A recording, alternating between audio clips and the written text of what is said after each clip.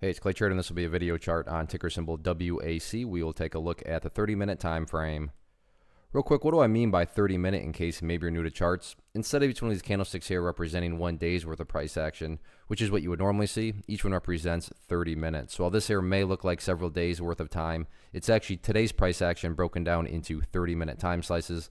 I like to this time frame. I think it does a good job of telling the quote-unquote story of the price.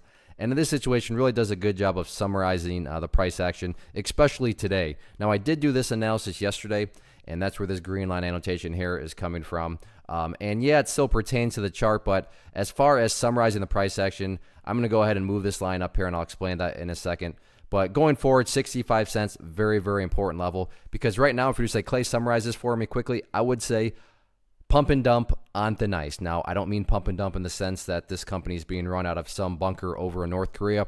I'm just making that statement based solely on how the price acted today. And my definition of a pump and dump is that a price makes a really nice move, and then within a relatively short amount of time, the price goes back to where it started, or in some cases lower. So let's just first start by defining, where did all this start? In my mind, it all started when it broke out. Broke out of what? Well, this area right here at 65 cents, which is why I moved that green line up right there. So that is our quote-unquote starting point.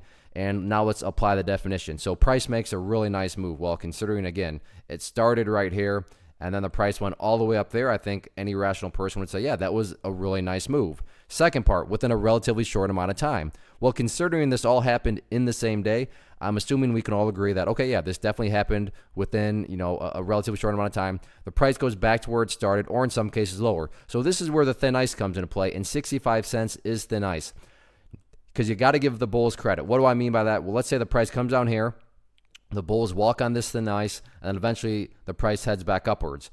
Well, from the big picture of things, that would give you a set of lows right there, previous set of lows down there. If you picture each one of these as stair steps, well, now you have overall stair steps progressing in the upwards direction, and that's what a truly strong move is going to do. However, if the bulls come down here, break through the thin ice, and then we're set, separate to the downside, at that point in time, it's literally putting the price back below where it all started on the breakout. And, obviously that's not the sign of any sort of truly powerful move if it's going back to where it was. So again, a lot of downward selling pressure on it, but you can't flat out call this a pump and dump quite yet because the bulls are still above this quote unquote thin ice point here at 65 cents. So let's see if the bulls can hold it tomorrow and the remainder of the week.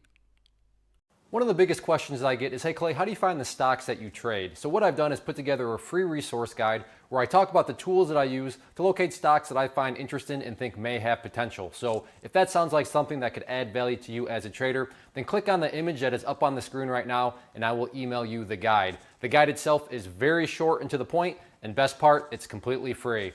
Thanks for watching the video. Let me know if you have any questions.